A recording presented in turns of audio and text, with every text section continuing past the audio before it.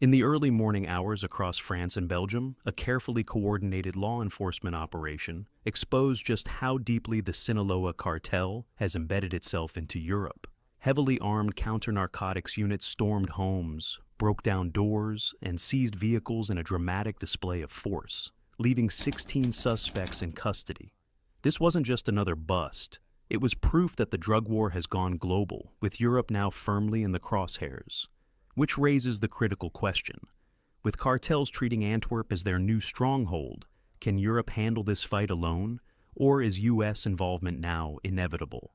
Hi, before we continue, your one click on the subscribe button fuels all the effort behind this and every future video. The operation began just after dawn. Across multiple cities in France, counter-narcotics units launched simultaneous raids against targets who had been under surveillance for nearly a year. Doors were kicked open, suspects dragged out of apartments, and vehicles seized in the streets.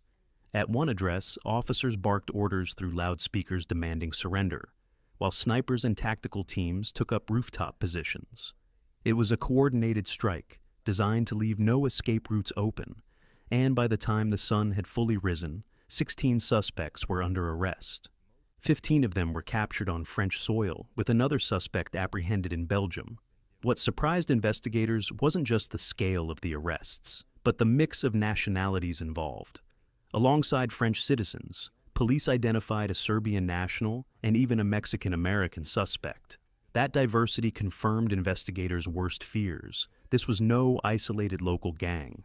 It was a transnational network with direct ties to Mexico's Sinaloa cartel. The operation had its origins over a year earlier.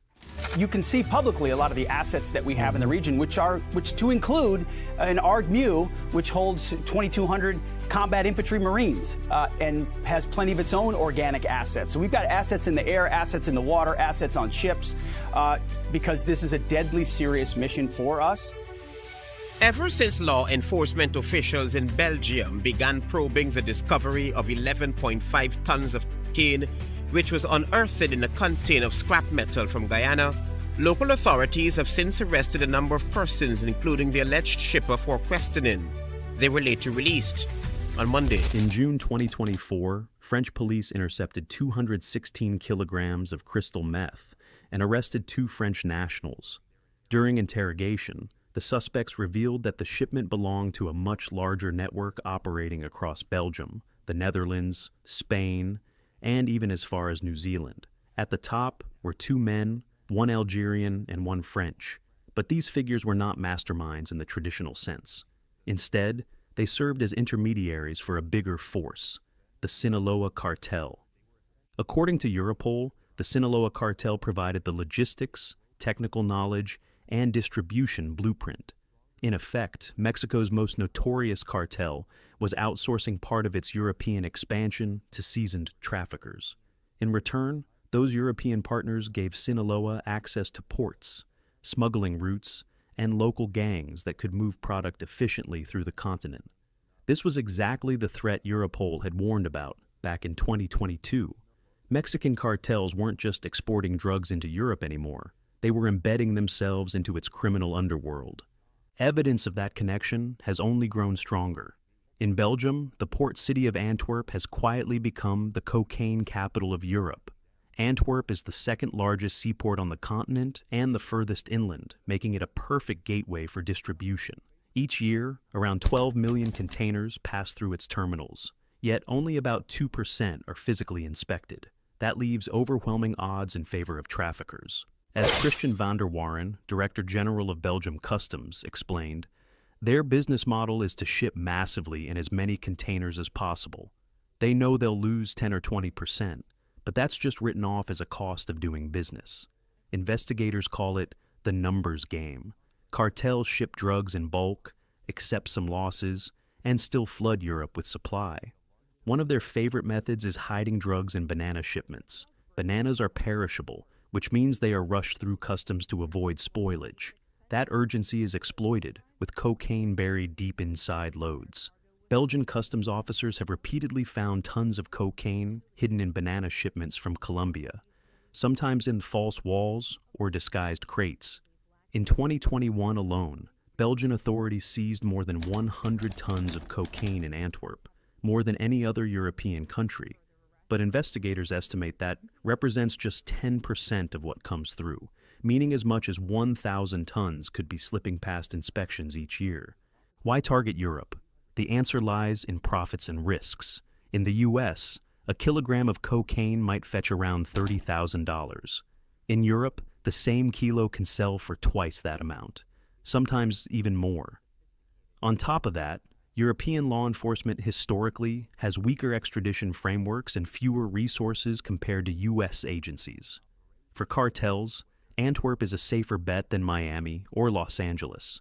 But drugs don't move themselves, and that's where European syndicates come into play.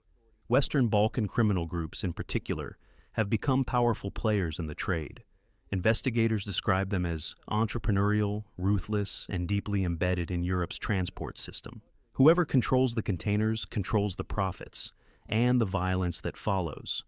That violence has already left its mark. In 2020, Belgian police raided a warehouse near Antwerp and discovered something shocking. Containers converted into torture cells. One was equipped with a dentist chair, soundproofing, and tools designed for brutal interrogations. Alongside it were fake police uniforms, evidence that traffickers were preparing to kidnap and disguise themselves as law enforcement. Corruption has proven just as dangerous. Traffickers routinely pay insiders at the port up to 50,000 euros per container to reroute shipments or avoid inspections. Director van der Waren admitted, "Today I have 2 people in jail because they supported the criminal organizations." In one case, even the former head of Antwerp's anti-narcotics division was arrested for collusion. And when Antwerp's mayor, Bart de Wever, publicly condemned the cartels, he was placed under 24/7 police protection due to credible threats. Despite massive seizures and record-breaking raids, the flow of cocaine hasn't slowed. Market prices remain stable, proof that supply continues uninterrupted. As Belgian authorities themselves admit, the impact on criminal organizations remains minor. For cartels, losing tens of tons is just another line in their balance sheet. The Spanish Civil Guard and Belgian police have dismantled a powerful European drugs network and seized more than 5,000 kilograms of hashish. 46 people have been arrested. The cannabis was being grown in Africa, then brought to Spain by boat and hidden in house basements. The challenge for Europe is clear. Resources are stretched thin. Customs agencies admit they lack the manpower, scanning capacity, and political backing to keep up. Bureaucratic hurdles, language barriers, and conflicting laws across 27 nations slow everything down. Traffickers exploit those weaknesses daily. Moving shipments faster than officials can even process paperwork. And now, with the Sinaloa cartel's fingerprints all over Europe's trafficking pipelines, the United States is entering the fight. Under President Trump, the Sinaloa cartel has been formally designated as a foreign terrorist organization. This gives Washington the legal authority to pursue its operatives worldwide, not just at U.S. borders. For the DEA, this means expanded powers, asset freezes, extradition demands, and joint operations that treat cartels the same way the U.S.